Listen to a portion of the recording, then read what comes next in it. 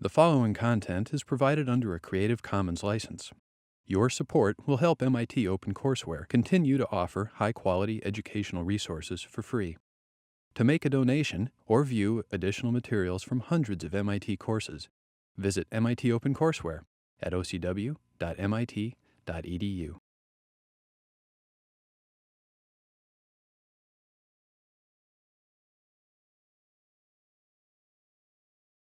Now, today's lecture, first I want to talk a little bit about what computer scientists do. This whole course has been about computer science, and I hope that at least for many of you, it might have persuaded you that there's an interesting career out there for you as a computer scientist. And then I'll finish up with an overview of what I think we covered this term. So what do computer scientists do? Well, they look a lot like that, as you all know. In fact, it's amazing. There's almost nothing that computer scientists don't do. So here I've just collected a few of the different pictures related to what computer scientists in ECS are doing these days. Things like working on the software that keeps airplanes from falling out of the skies. Quite a few people working in the movie industry these days doing animations in 3D and that sort of thing. These days, the computer scientists don't get paid as much as the actors, but they get paid a lot to produce movies. Robots, of course. A lot of medical work, particularly medical imaging. This is a picture where someone has written software to try and identify the tumors in the human brain, and then we'll draw little lines telling the surgeon where to cut so as to do the least damage and the most good. A lot of work in genetics, and of course, core things like making the internet actually not crash. Fundamentally, what computer scientists do is they think computationally. And I hope that you've understood that that's been the theme of 600, is how to formulate problems and think computationally.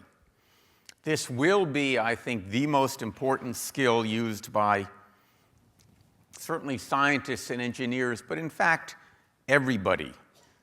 By the middle of the 21st century or sooner, people will just do everything computationally. And just as once upon a time, maybe it's still important, everyone learned to read and write and do a little arithmetic, people will think that computation is exactly as important, and that you'll have to know how to formulate problems computationally to survive in society. The process, and this is what we've been doing all term, is not an easy one, but it's not an impossible one either. We begin by identifying and inventing useful abstractions. Everything we do is an abstraction of reality, and as we've gone through the second half of the term, almost every interesting computation we've designed starts with inventing classes that give us useful data abstraction, or functions that compute useful things.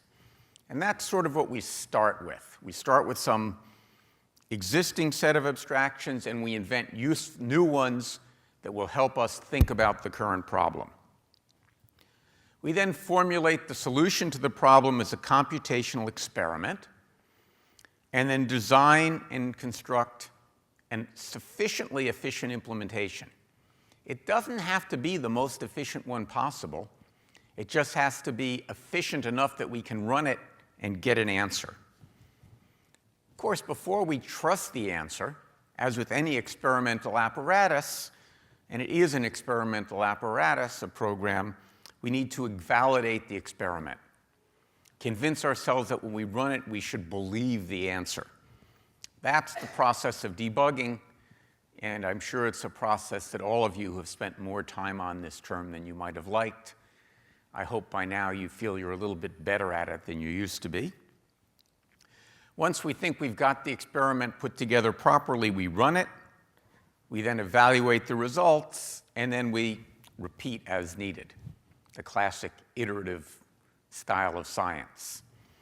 And a lot of this, of course, is what you would have learned in your chemistry lab or your physics lab or the bio lab in designing any experiment. You have to go through a lot of these steps, and the difference is these are all computational experiments.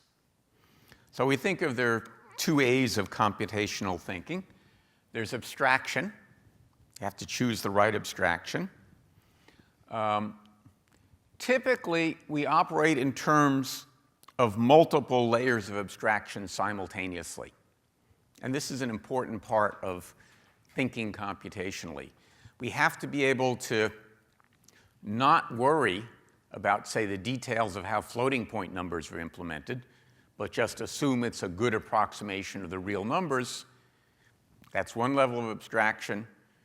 And another level of abstraction, we think about bus stop queues. And maybe we have to implement those ourselves. And then we have to think about the relationships among the layers.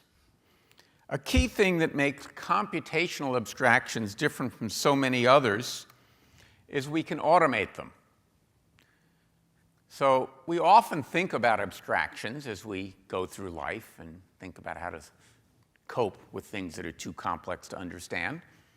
And we have these various abstractions. Newton gave us some good abstractions of the physical world that let us understand how things like levers and such, almost how they work. But here we get the big advantage that we not only can invent an abstraction, we can mechanize it. We can do this for two reasons. One, we have a precise and exacting notation for expressing the abstractions, for building our computational models. This term that has been Python and PyLab and NumPy, but it could have been Java, it could have been C++, it could have been MATLAB. It doesn't matter very much. What matters is that we have a notation that's precise enough that we can actually describe a computation, and we have some machine that can take a computation written in that notation, or a set of computations actually written in that notation, and execute them and give us results. And that's been the big transformation that has made computation so important. We've had the notion of computation long before we had machines that could execute them. The Greeks, the Egyptians understood notions of computation, as we've seen before when we looked at some early algorithms. Algorithms have been around a long time, but nobody cared very much until we had machines and notations that would let us actually run the algorithms. That came along in the late 40s, and then the world changed dramatically. So some examples of computational thinking. How difficult is this problem, and how best can I solve it? And that's what theoretical computer scientists spend their time thinking about. They try to give precise meanings to these kinds of questions so that we can ask them in the context of, say, random access machines or parallel machines, or more lately, quantum machines. How do we formulate those questions precisely, and how can we answer them? And of course, thinking recursively is very important. Fundamentally, it's the key in that what we try and do is we try and reformulate a seemingly difficult problem into one we already know how to solve. This is what we talked about before, reduction to a previously solved problem. And we've looked at different ways of doing this. There's reduction, as I've mentioned. There's embedding, where, okay, our problem is complex. We can't reduce it to a different problem, but we can embed a different problem in it as at least part of the solution. We can do some transformations, take one problem and transform it to a different problem, that usually a simpler problem that we know how to solve. We've seen a lot of that. That's, of course, what you've seen in the bus simulation you're studying, I hope not as I speak, but as soon as I finish speaking, you'll be studying it. We've taken a complex problem and simplified it by transforming it into a simpler problem that we can then attack. And we've used a lot of simulation as a mechanism for dealing with problems. So here's a little recursive picture. Here's one of my favorite illustrations of recursion. I don't know how they did that, but I think it's pretty cool. All right, that's a very quick introduction at a very abstract level, what computer scientists might do. I'm going to spend some time now on what one particular computer scientist does, and that's me. Why did I choose me? Well, not because I'm the most interesting, but because I'm the one I know the best. So it's kind of easier for me to talk about my work than about somebody else's. And the truth be told, it's not actually my work. Like all professors, I claim credit for the work that my students do. So all of the work you're going to see is actually work that my students have done. Mostly graduate students, but also some very productive UROPs. So I won't give them as much credit as I should, but you should know in your heart that I didn't do any of this actually myself. All right, what do we do? The goals of our research group is the rather modest one of helping people live longer and better quality lives. Other than that, we don't intend to accomplish anything. And we do this mostly in the medical area by collaborating with clinical researchers and practicing clinicians. Along the way, we have a lot of fun pushing the frontiers, the state-of-the-art in computer science, electrical engineering, and certainly medicine. We use a lot of the technical kind of ideas you've seen this semester and that you'll see in almost any computer science course you take. We do a lot of machine learning and data mining. I'll explain why shortly. We do a lot of algorithm design because a lot of the problems we're trying to solve are too complex to solve if you're not clever about how you solve them. We do some signal processing. I'll explain why we do that. And a lot of just plain old software systems are needed. We use databases.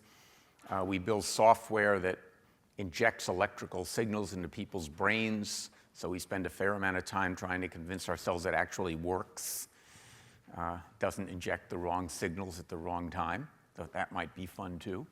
And these are just the logos of some of the hospitals we work with. So what are some of the problems we try and deal with? Probably our longest standing project has to do with medical telepresence. These hands do not belong to a basketball player. These are normal size hands, like yours or mine. That is not a normal sized baby. This is not a Photoshop photo. This is a real photo. This is a very small, premature baby. And we have spent a lot of time working with groups figuring out how to provide better outcomes for these tiny little, very delicate people. A problem is that a lot of these babies are born, if these babies are born in the right hospital, Brigham and Women's Hospital or something close to Children's Hospital or MGH, they have very good outcomes. They tend to survive, and they tend to grow up to be relatively normal. If these babies are born in a community hospital that does not know how to take care of these kinds of babies, they have very bad outcomes. A lot of them die. Many of them who survive end up being permanently disabled. Very sad. It's one of the shocking statistics is that globally, there's a neonatal death every 10 seconds. Shocking number, I think. It's tragic. And many of these are unnecessary, and they occur because there's not adequate care at the point where the baby is born. And so we've been trying to use technology to link places where these babies might be born to places where people can advise how to take care of them. And it turns out to be a very interesting set of computer networking, communications problems. You can't just use Skype for reasons I won't have time to go into. But it's very exciting. Uses a lot of computer science, a lot of medicine, but mostly computer science in this case. And we're actually currently running some trials in conjunction with Children's Hospital Boston, where they're actually trying to look at babies born elsewhere. Another problem we've been looking at is healthcare-associated infections. Approximately 1 in 20 hospital visits results in the patient contracting an infection totally unrelated to the reason they entered the hospital. And today, it's among the top 10 leading causes of death in the United States. Somebody enters the hospital for a reason X, picks up an infection unrelated to X, and dies. Not a very good outcome. And it's particularly discouraging because, in principle, these infections should be preventable. You shouldn't acquire a life-threatening infection while you're in the hospital. But people do. We've been trying to understand why. We've been working on this project with Microsoft, which has provided us with data from 4.5 million different hospital visits and about 2,000 pieces of information per visit. Lab tests, drug tests, who the doctors were, who the nurses were, what rooms they were in. And we're trying to study, these are pictures of some of the most obnoxious of these infections. And we've been trying to figure out what's causing them and what could be done not to cause them. This has been primarily a machine learning project. We've been struggling with it. We've been dealing with exactly some of the issues we talked about in class. Which features are most important? How should you weight the different features? How can we reduce the number of features so that we can actually finish our computations? We've been using different kinds of clustering, different kinds of supervised learning, many different techniques. And we're beginning to get a handle here on, in fact, what are some of the causes of these infections and what could they be done. Some of the things are very disturbing. Some of them, a lot of them seem to be caused by drugs that are given in the hospital. And maybe we can substitute one drug for another if we understand that. At least in some cases, they seem to be related to things like what room you happen to be placed in, suggesting that maybe they're not cleaning the rooms adequately, things like that. All right. Another project. Probably our biggest sets of projects have to do with extracting information from physiological signals. We've been focusing on the heart, the brain, and the connected anatomy. For those of you who don't happen to be biology or Course 20 majors, here's where the heart and the brain are located and what they look like. Some of the examples we're interested in are predicting adverse cardiac events. And for that, you can think about death from a heart event, heart attack. And we spent a lot of time dealing with epilepsy. So let me give a little bit more detail about these two examples, because each of them relate to things we've covered in 600. So epilepsy, an interesting disease. Surprisingly, it affects about 1% of the world's population. When I first heard this, I was astounded because I said, gee, 1 out of 100 people that I know have epilepsy? And the truth is, yes, I just didn't know it. I've been amazed since it's become known that I do research in this area, the number of people I've known for years who come up to me and say, you know, I never mentioned this before, but I have epilepsy, or my kid has epilepsy, or my parent has epilepsy, and I have some questions now that you're supposed to be an expert on this. And I give them the usual caveats. You know, I'm not a doctor. I just play one on television. But then I tell them, go talk to one of my students. They're not doctors either, but they're really smart. Probably smarter than your doctor. All right. Why is it underestimated when we do it ourselves? Well, because there's still some stigmas. You know, a few hundred years ago, they burned women in Salem, Massachusetts who had epilepsy, because they thought the seizures meant they were possessed by the devil. Today, if you tell the Registry of Motor Vehicles that you have epilepsy, they won't let you drive an automobile. So people tend not to announce it. What's it characterized by is recurrent seizures. A seizure is abnormal electrical activity that originates and persists in the brain. Number of causes that can be acquired, it can be inherited.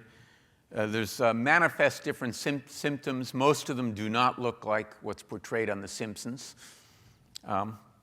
Slightly more realistically and maybe more horrifying. Here's a picture of a young girl, a movie, who you're going to see a seizure. It's not pleasant, I'm going to warn you. What I want you to notice is two things. One, she's all happy, and the seizure seems to come out of nowhere. She doesn't expect it. She doesn't know she's going to have it. It just hits. That's very important. Two, she happened to be in the clinic at the time wearing this funny-looking cap that has electrodes in it, just sits on the scalp.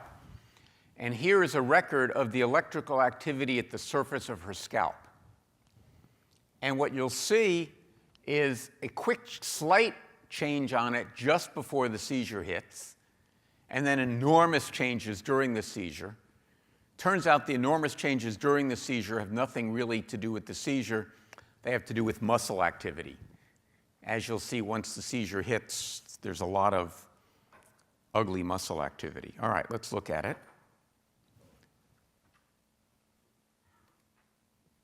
Uh-oh. All right.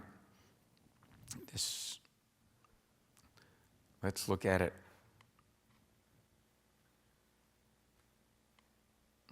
I thought I had put the links in here that should have done it, but who knows? I know where to find them.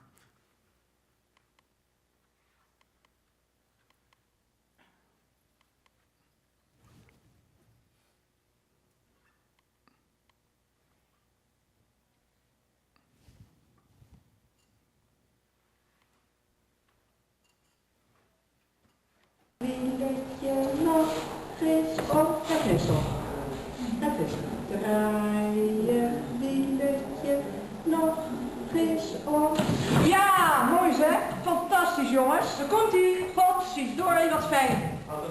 Hoi, staat hij aan? Jongens, van Bob. So, kind of scary. Certainly, when I've seen them actually happen, I've found it terrifying to watch. That kind of, it's called a tonic-clonic seizure. They seem, and I emphasize the word seem, unpredictable. The interesting thing about these seizures, or an interesting thing, is they're self-limiting. In a few minutes, that young lady or young girl's seizure will be over, not because anybody intervened, but because the brain reset itself. Then it will take, in this case, probably took her about an hour to recover and get back to normal, which is not good. But after that, everything was as before the seizure. The difficulty is because they're unpredictable, they're huge injuries. Imagine she'd been riding a bicycle when that hit. Well, something catastrophic. Or more simply, imagine she'd been going down a flight of stairs or in a bathtub. Any one of a number of things would have resulted in potentially catastrophic collateral damage to after the seizure or during the seizure. And indeed, people who have epilepsy, you can see their scars. It's awful. It can result in death. About 1 per 100 patient years is called a sudden unexpected death in epilepsy patients. So what we wanted to do is see whether we could detect the seizures and give a little warning. The notion being that even if you couldn't do anything about the seizure, if you could give somebody, say, even 5 seconds warning, they could sit down before they fell down, they could get out of the tub, they could back away from the stove, all sorts of things.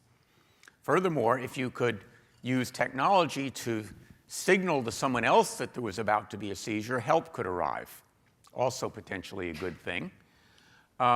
Turns out there are now some fast-acting drugs that if you put under the tongue, can ameliorate the seizure. These have not yet been approved by the FDA, but soon.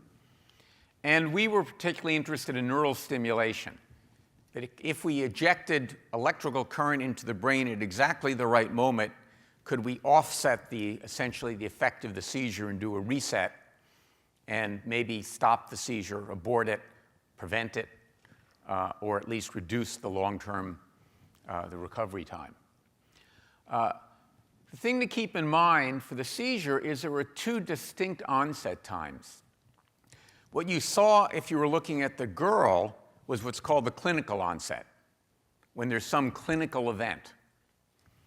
If you were able to not look at the person and instead look at the EEG, not so easy, you would have seen that there was an electrographic onset that preceded the clinical onset. We know, in fact, since the clinical effects are caused by the electrical activity, there will always be abnormal electrical activity prior to any abnormal clinical activity. And so the hope was that we could detect the electrical activity early. Now, that's not so easy.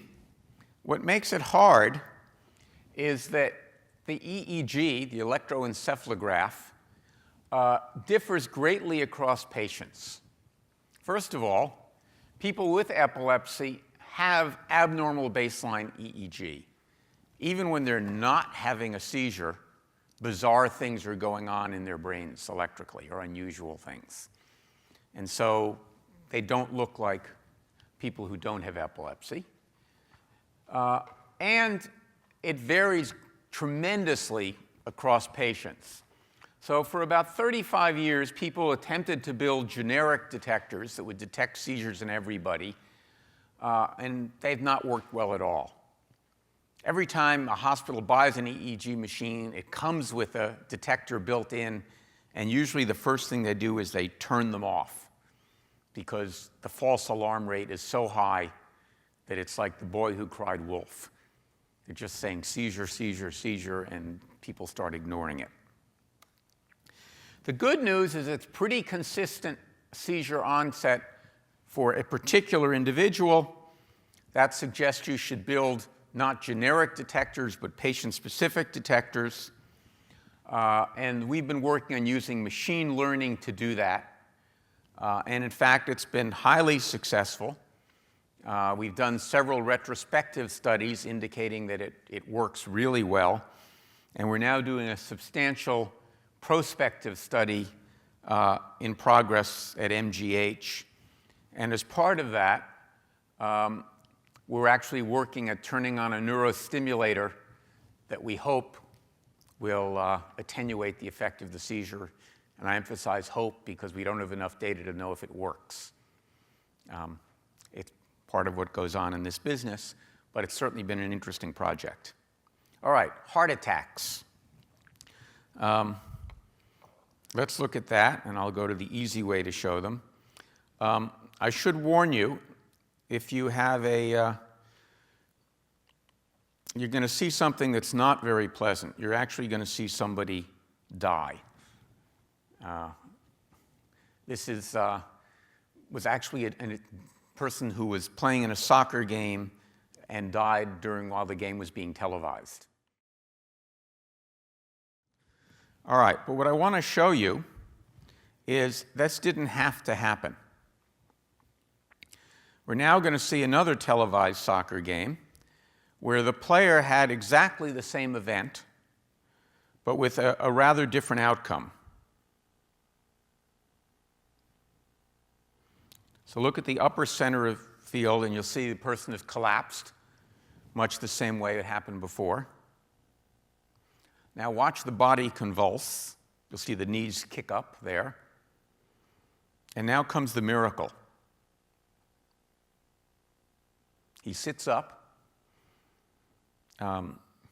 He leaves the field, and in fact, he later asks if he can re-enter the game. The coach, to the coach's everlasting credit, said no.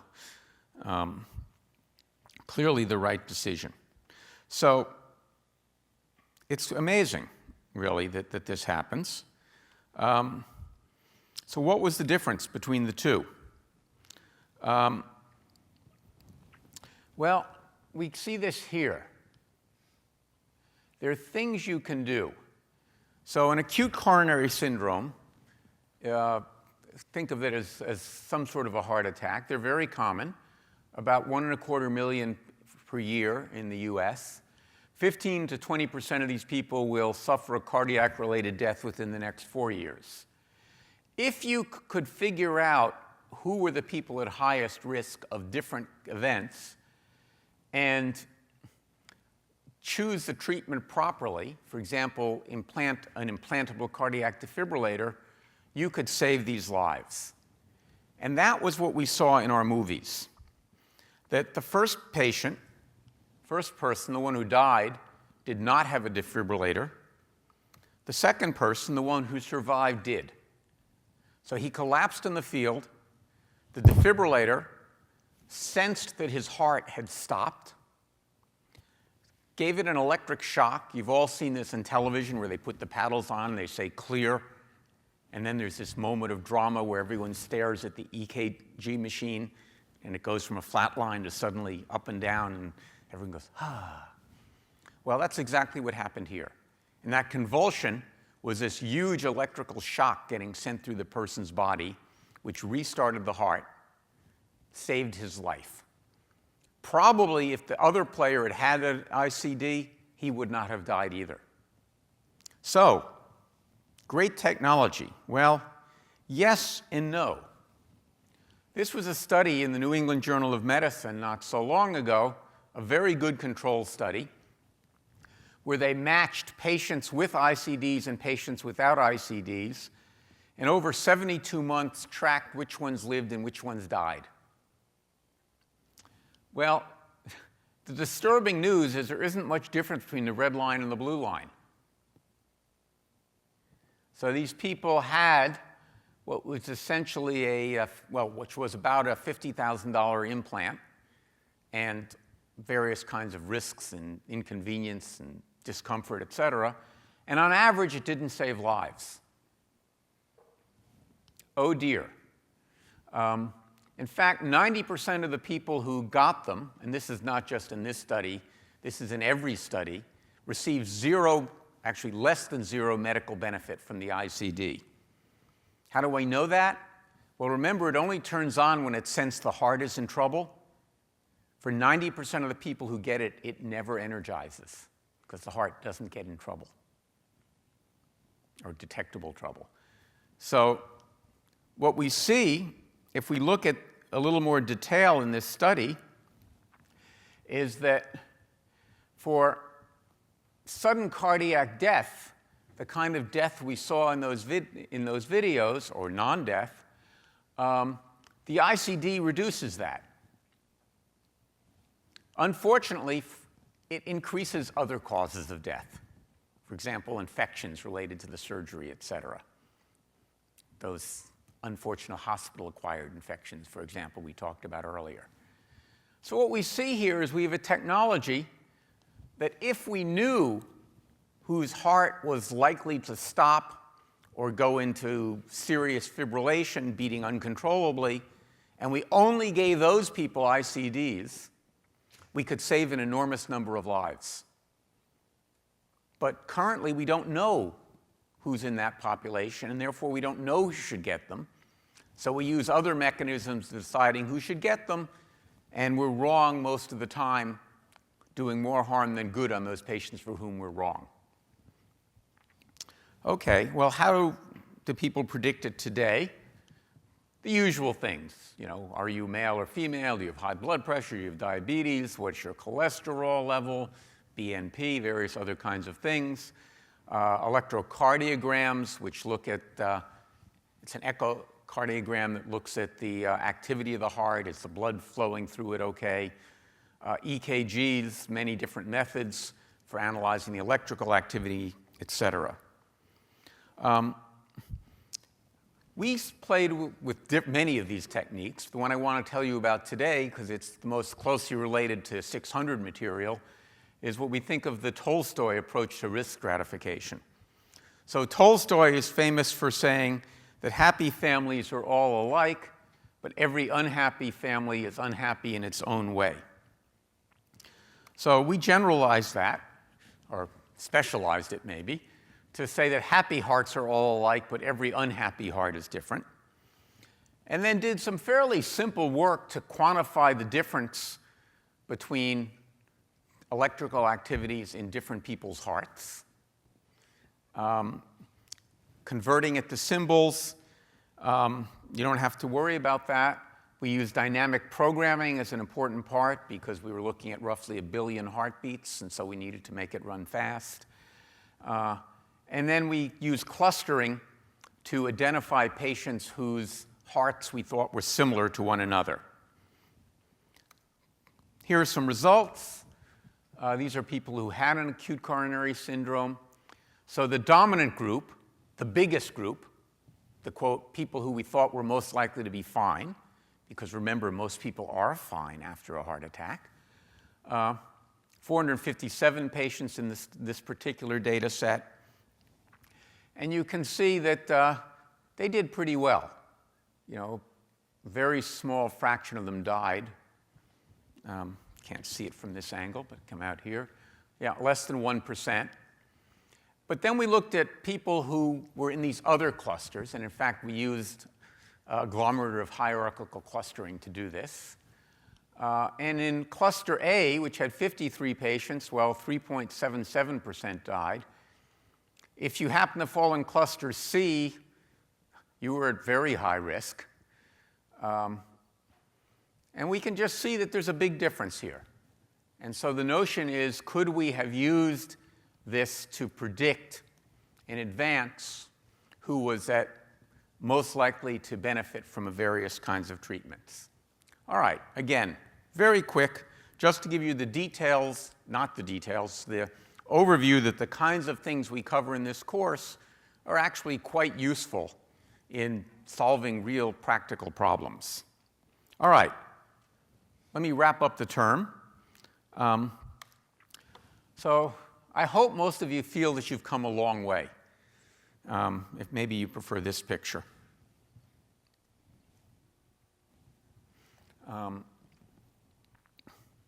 That if you think about the kinds of problems and struggles you had 3 months ago in getting tiny little programs to work, and think about how easy those would be for you today, you should have some appreciation that you've really taught yourself a lot.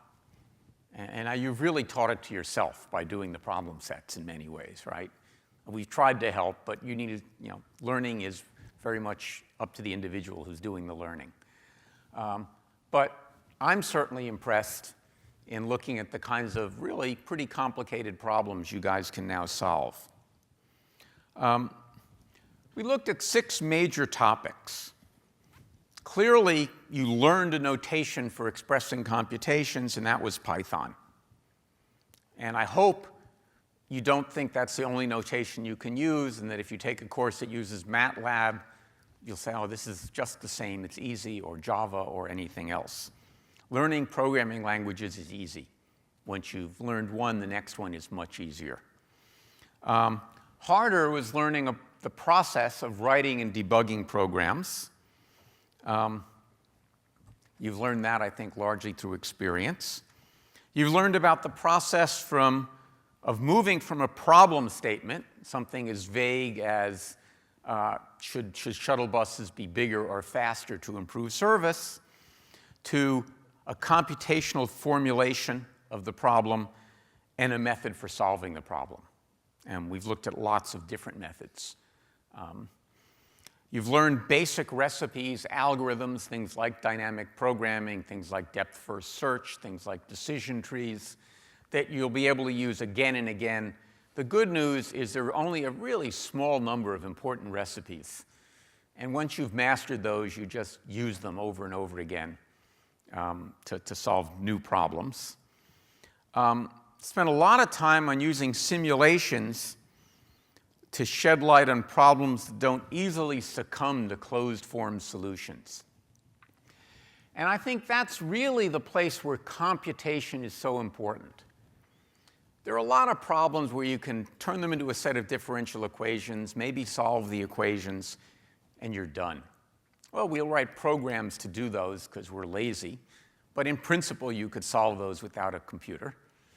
But in fact, the thing you can't do without a computer is these messy problems that are most of what goes on in the real world, where there's randomness and things like that, and there is no simple formula that gives you the answer.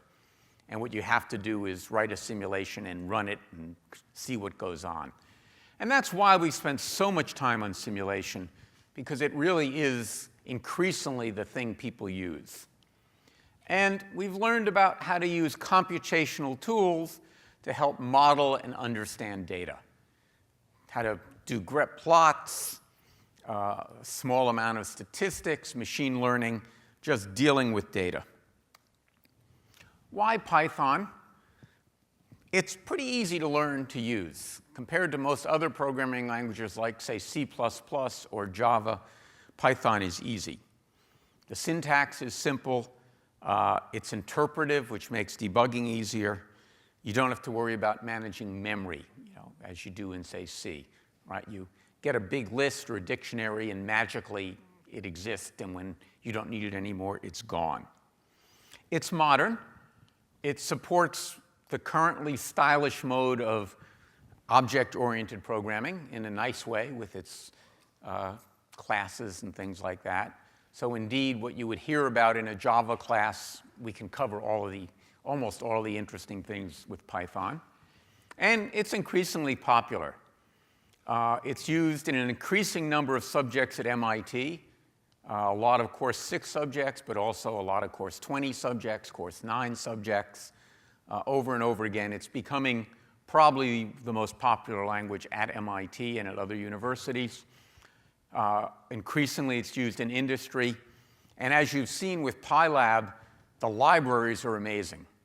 And so PyLab, Random, et cetera, there's just a lot of stuff you can get for free if you're living in the world of Python.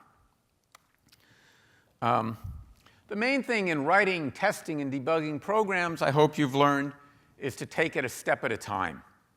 Understand the problem, think about the overall structure and algorithms separately of how you express them in the programming language. Right? We can talk about dynamic programming conceptually without worrying about how to code it up. Always break the problem into small parts, identify useful abstractions, code and test each unit independently. Worry about functionality first. Get it to work, get it to give you the right answer, and then worry about making it do that more quickly. But separate those things. Start with some pseudocode. Then, above all, be systematic. When debugging, think about the scientific method of forming hypotheses, forming experiments that can test the hypotheses, running the experiment, checking the results. Don't try and do it too quickly. Just be slow and careful. Slow and steady will win the race in debugging. And when your program behaves badly, and the sad news is no matter how many years you spend at it, you will write programs that don't work the way you think they should the first time. Ask yourself why it did what it did, not why it didn't do what you wanted it to do. It's a lot easier to debug from the how come it's behaving the way it is than why isn't it behaving the way I want it to behave. In going from problem statement to computation, break the problem into smaller problems. Try and relate your problem to a problem that somebody else ideally has already solved. For example, is it an abstract problem? Is it a shortest path problem? If so, oh good, I know how to solve those. Think about what kind of output you might want to see. What should the plots be like? I usually design the output before I design the program. Often you can formulate things as an optimization problem. Pull back, say, well, can I formulate this as finding the minimum or maximum values satisfying an objective function and some set of constraints? If I can, it's an optimization problem, and therefore I know how to attack it. And don't be afraid to think about approximate solutions. Sometimes you're just going to not actually be able to solve the problem you want to solve. And so you'll find a solution to a simpler problem, and that will be good enough. Sometimes you can actually solve the problem by finding a series of solutions that approaches but may never reach a perfect answer. Probably the third week in the course, we looked at Newton's method as an example of that kind of problem. And then there are algorithms. We looked at big O notation, various kinds of algorithms, a lot of kinds. I've sent a list, specific algorithms, and particularly we looked at optimization problems. We spent a lot of time on modeling the world, keeping in mind that the models are always wrong, but nevertheless, they're often useful. They provide abstractions of reality. So we looked at two kinds of simulation models, Monte Carlo and queuing networks. We looked at statistical models, for example, linear regression, and we looked at some graph theoretic models. Those are not the only techniques, but they're very useful techniques. We looked at making sense of data. We talked about statistical techniques, how to use them well, how to use them badly. We looked at plotting, and we spent some time on machine learning, supervised, unsupervised, and feature vectors, and spent a lot of time talking about how do you choose the features, because fundamentally that's typically the difference between success and failure in the world of machine learning. Throughout it all, the pervasive themes were the power of abstraction and systematic problem solving. So what's next? Many of you have worked really hard this semester. We know that, and the TAs, the LAs, and I all appreciate that. And I thank you sincerely for the efforts you put into the course. Only you know your return on the investment. I hope it's good. Remember, as you go forward in your careers, that you can now write programs to solve problems you need to solve. Don't be afraid to do it. If you like this, there are plenty of other CS courses that you now could take. You're actually equipped probably to take any one of these 4 courses based upon what you've learned in 600. You could major in course 6 or think about the new major in computer science and molecular biology. And you're certainly qualified to go off and look for UROPs that involve serious programming. All right, wrapping up with some famous last words. These were words that some famous people said as they were about to die. An actor, Douglas Fairbanks Sr., was asked by a family member, "How are you feeling?" And he said, "Never felt better." And then that was the last thing he ever said. In contrast, the last thing Luther Burbank was reported to have said, a famous scientist, was, "I don't feel so good." He was a scientist rather than an actor. He had a better appreciation of the state of the world. Conrad Hilton, who you probably think of as Paris Hilton's grandfather, but actually is more well known in some circles for running the Hilton hotels, his last words were his family asked him, they knew he was dying, "Is there anything you want us to know about running the business?" And he said, "Yes, leave the shower curtain on the inside of the tub." And that's advice I have to confess my wife has given me on several occasions. Archimedes, basically, before he was taken away and executed, asked could he please finish solving the problem he was working on. You know, so I can imagine some poor 600 student who's about to be carted away by the police saying, "Oh, can I finish my problem set first, please?" Actually, I can't imagine that. And finally, this Civil War general, John Sedgwick, was reputedly, and this is, I believe, a true story, said, talking about the snipers from the other side who were quite far away, that telling his people, "Don't be afraid, they couldn't hit an elephant at this distance." And if you go to the site of the battle, you'll find this plaque describing the death of John Sedgwick, who was shot and killed immediately upon saying this by one of said snipers. Says something about generals that probably is still true today. All right. Quick reminders, and then we're done. There's a final exam. If you haven't done the underground guide, go do it. These are things I said at the beginning of the lecture. I'm just repeating them. Thanks a lot. Good luck in the final, 600 all your finals, and then more importantly, have a great summer.